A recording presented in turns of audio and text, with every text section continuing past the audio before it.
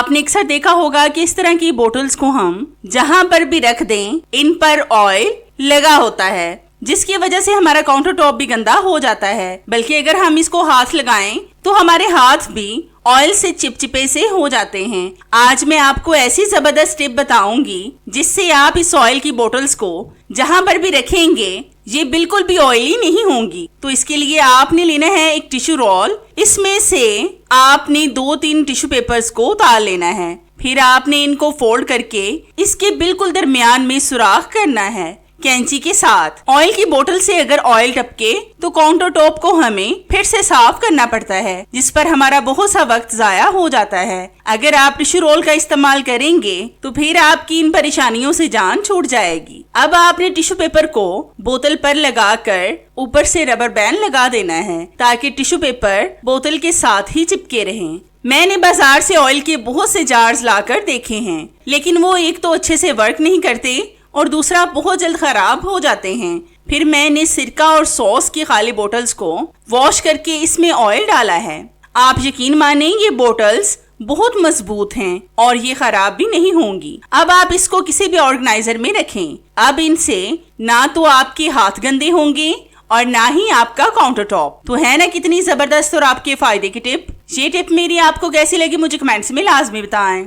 आपने अक्सर देखा होगा कि इस तरह के टिश्यू रोल तो तकरीबन हर घर में इस्तेमाल होते हैं, लेकिन ये एक तो बहुत जल्द गंदे हो जाते हैं और दूसरा ये बिखरे बिखरे से पड़े रहते हैं, जिससे हमारा किचन भी रफ सा लगना शुरू हो जाता है। आज मैं आपको ऐसी जबरदस्त टिप बताऊंगी जिससे ना तो आपका रोल बिखरेगा और ना ही आपका काउंटर टॉप गंदा होगा। तो इसके लिए आपने सबसे पहले टिश्यू रोल के अंदर वाले गत्ते के रोल को बाहर निकालना है। जब आप इसको आराम से निकालेंगे तो ये बहुत आसानी से निकल जाएगा। तो हमने इसको निकाल भी लिया है। अब आपने लेना है एक जार। ये आप कोई सा भी पुराना या एक्स्ट्रा पड़ा हुआ ले सकते हैं जो आपके घर में मौजूद हो। इसमें आपने टिश्यू रोल को रखना है। अब आपने इसके दरमियान से टिश्यू को बाहर निकालना है। इस तरीके से जार में रखने से आपका टिश्यू रोल ना तो बिखरेगा और ना ही गंदा होगा। जब आपने टिश्यू निकालना हो निकाल लें और फिर इसको ऐसे ही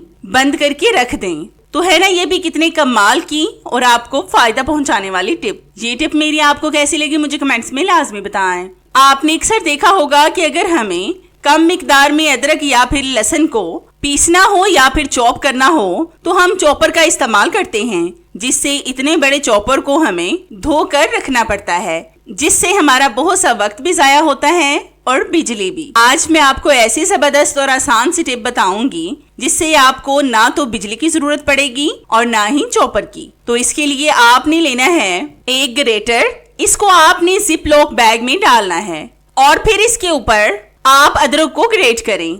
आप यकीन करें कि अगर आप इस पर अदरक या फिर लहसुन को चॉप करेंगे तो आपका ग्रेटर भी गंदा नहीं होगा और इस पर आपका वक्त भी ज्यादा जाया नहीं होगा। मैंने भी अगर कम मिकदार में किसी चीज को चॉप करना हो तो इस तरह से ग्रेटर से कर लेती हूँ। इस पर मेरा वक्त भी जाया नहीं होता और मुझे बर्तन भी नहीं धोने पड़ते। आप अदरक को चेक करें कि ये कितना बारीक चॉप हुआ है और हमारा ग्रेटर भी मुकम्मल साफ है। हमें इसको धोकर नहीं रखना पड़ेगा। तो है ना ये भी कितनी जबरदस्त और आपको फायदा पहुंचाने वाली टिप। ये टिप मेरी आपको कैसी लगी मुझे कमेंट्स में लाजमी बताएं। नेक्स्ट टिप मेरी इस तरह की ग्राइंडर से रिलेटेड है।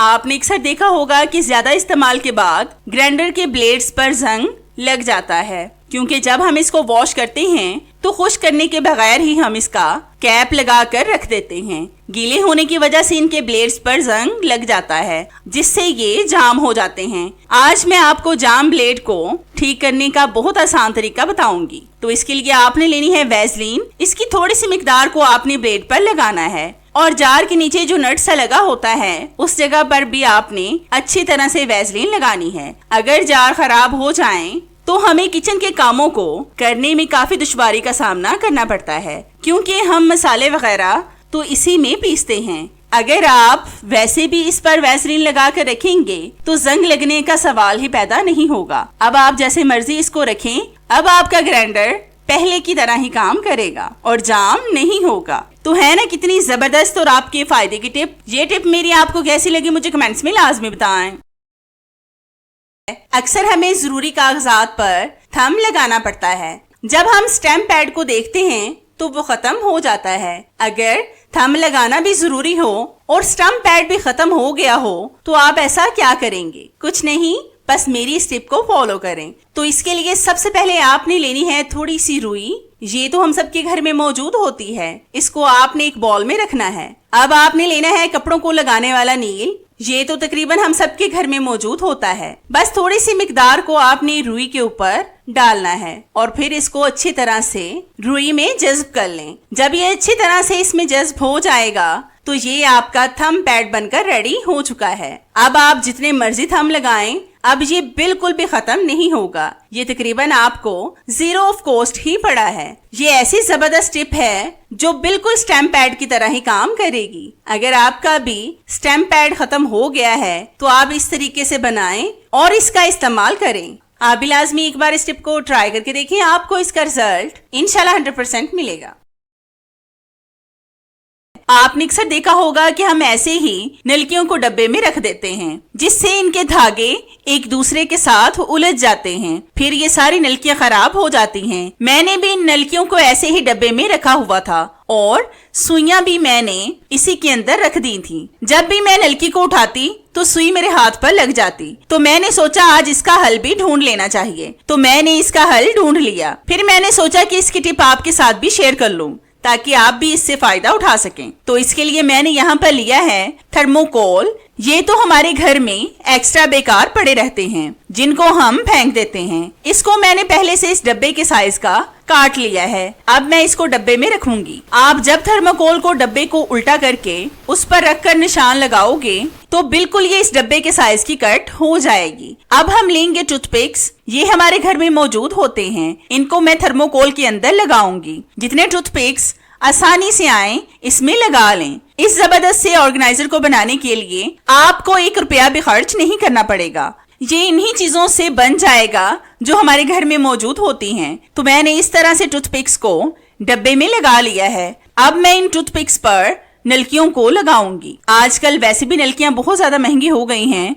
अगर ये जाया हो जाएं तो हमें बहुत दुख होता है क्योंकि अक्सर ये हमारे बहुत से काम आ जाती हैं। और अगर ये बच्चों के हाथ लग जाएं तो फिर इनका नामो निशान ही मिट जाता है। इस तरह से अगर आप इनको डब्बों में छुपा कर रखेंगे तो ये ना तो बच्चों के हाथ आएंगी और ना ही उलझेंगी। अब हम इसके कैप पर डबल साइडेड टेप का पीस लगाएंगे। क्योंकि नलकियां तो हमने सेव कर ली हैं, अब हम इसकी सुइयों का हल भी ढूंढेंगे। तो इसके लिए मैंने डबल साइडेड टेप को कैप पर लगा लिया है। अब मैं अपनी सारी सुइयों को इस पर लगाऊंगी ताकि जब हम नलकी का इस्तेमाल करें तो ये हमारे हाथ पर न लग जाएं। इस तरीके से आप अपनी सुइयों और नलकियों को सेव करके अपने बहुत से पैसे जाया होने से बचा सकते हैं।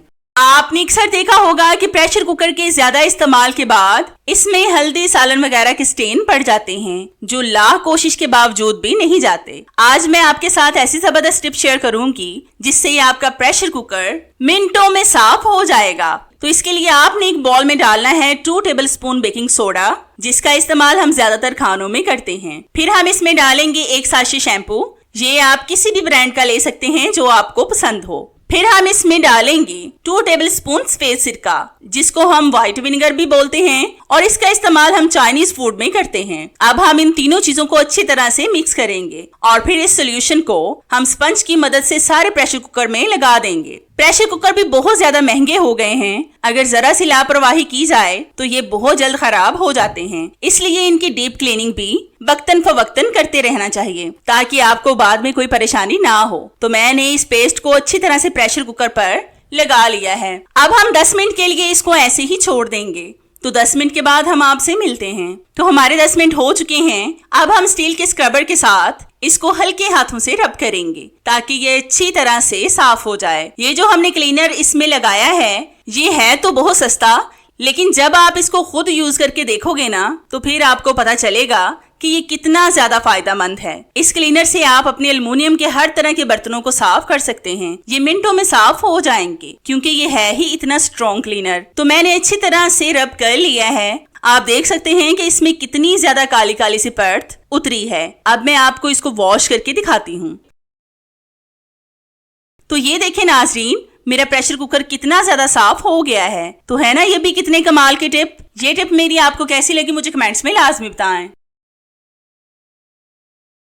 ये टिप मेरी अंडे से रिलेटेड है। आपने अक्सर देखा होगा कि गर्मी हो या सर्दी, हम अंडों को बॉयल तो लाजमन करते हैं। अक्सर जब हम अंडे लाते हैं तो कुछ अंडे उनमें से टूटे हुए निकलते हैं। अगर हमें अंडों को बॉयल करना हो और वो टूटे हों तो आप ऐसा क्या करेंगे कि जिससे आप बिल्कुल सही अंडों को बॉयल कर सकें कि जिसमें पानी बिल्कुल भी ना जाए। तो इसके लिए आपने लेना है एक प्लास्टिक का शॉपर। इसके अंदर आपने टूटे हुए अंडे को डालकर ऊपर से नोट लगा देनी है। नोट आपने ऐसे लगानी है जैसे मैं लगा रही हूँ। इस तरीके से नोट लगाने से इस चॉपर के अंदर बिल्कुल भी पानी नहीं जाएगा और फिर इससे बहुत अच्छा अंडा बॉयल होगा। अब मैं एक सॉस पैन में लूंगी पानी। इस सॉस पैन को मैंने अंडे बॉयल करने के लिए अलग से रखा हुआ है। आपने अपने हिसाब से पानी डालकर इसको गैस स्टोव पर रखना है और साथ इस चॉपर को भी रख दें। तो मैं 10 से 15 मिनट इसको पकाकर फिर निकाल कर आपको दिखाती हूँ। तो ये देखें व्यूवर्स, अंडा बॉयल हो चुका है और ये अभी बहुत ज्यादा गर्म है। इसको मैं शॉपर लगा ही ठंडे पानी में थोड़ी देर के लिए डाल दूंगी ताकि ये ठंडा हो जाए और इससे हमारा हाथ ना जले। ठंडे पानी में डालते ही ये शॉपर ठंडा हो गया है। अब मैं आपके सामने इसको निकालूंगी। तो आप देख सकते हैं कि अंडे के अंदर बिल्कुल भी पानी नहीं गया। जिस तरह के सबको पता है कि अंडे बहुत ज्यादा हेल्दी होते हैं, इसलिए हमें सर्दी में ही नहीं बल्कि गर्मियों में भी अंडों को खाना चाहिए। बल्कि आप खुद भी खाएं और अपने बच्चों को भी खिलाएं। तो ये देखें व्यूवर्स, ये अंडा ऐसा है कि जैसे ये टूटा ही ना हो। अगर आपको यकीन नहीं है तो आप खुद घर में इस टिप को ट्राई करके देखें और फिर मुझे कमेंट्स में बताएं कि इससे आपको फायदा हुआ है या नहीं, और ये भी बताएं कि आपको मेरी ये टिप कैसी लगी। तो चले मिलते हैं अपनी एक और नई जबरदस्ती वीडियो में। तब तक के लिए इजाजत चाहते हैं। अल्लाह हाफिज।